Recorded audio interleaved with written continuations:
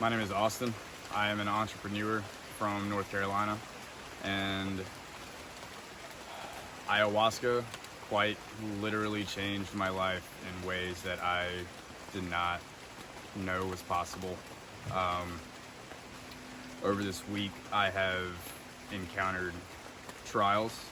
I have learned parts about myself that I had not shed light on in much time. The staff here has been absolutely fantastic.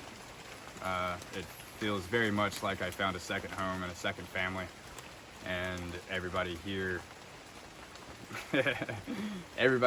just is, they're angels on earth. Honestly, angels on earth. The medicine is one of the most powerful things I've ever encountered. I do feel like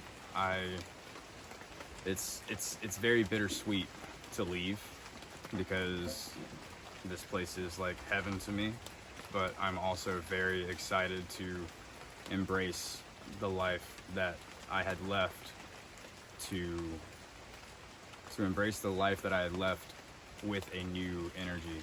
So it's like a new life. It's gonna be very interesting. Yeah.